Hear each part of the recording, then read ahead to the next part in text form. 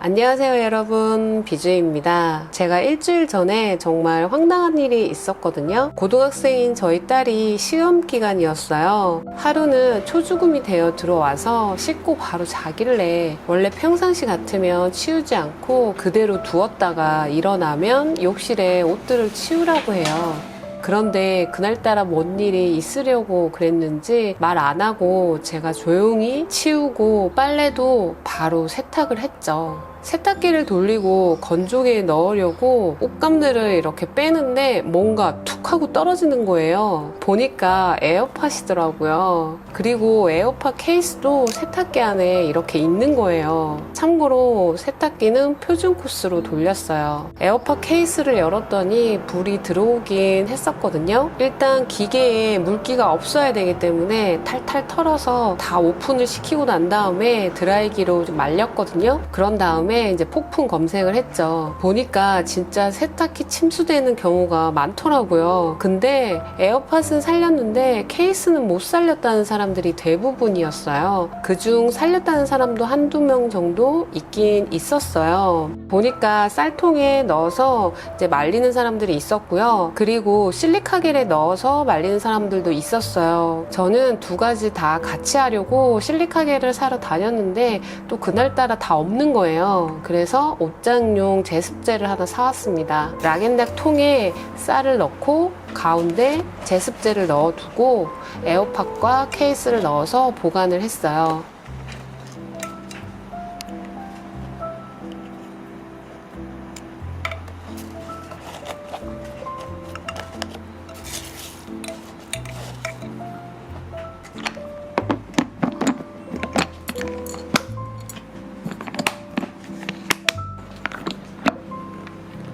그리고 우리 집에서 제일 건조한 베란다에 두고 일주일을 버텼어요. 딸한테 이야기 했더니 난리도 아니었어요. 용돈 모아서 자기가 산 거였거든요. 해보다가 안 되면 사주겠다라고 하고 오늘이 바로 그 일주일 되는 날이었어요.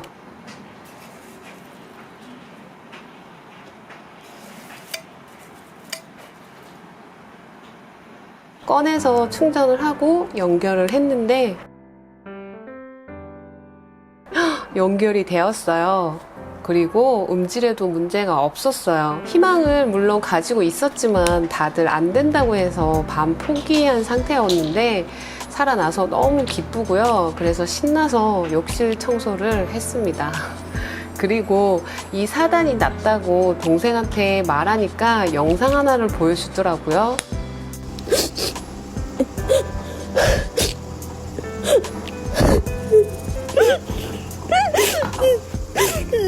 그리고 꼭 침수가 아니더라도 이어폰 같은 경우에는 습기에 약하기 때문에 여름철 습기 많을 때는 락앤락 통에 실리카겔을 넣어서 보관을 해주면 오래 가니까 활용해 보시면 좋을 것 같아요. 김에 있는 실리카겔은 염분이 묻어 있어서 이어폰에 오히려 안 좋기 때문에 깨끗한 실리카겔을 사용하셔야 해요. 네, 오늘 영상은 여기까지고요. 저는 다음 영상에서 다시 만날게요. 그럼 안녕.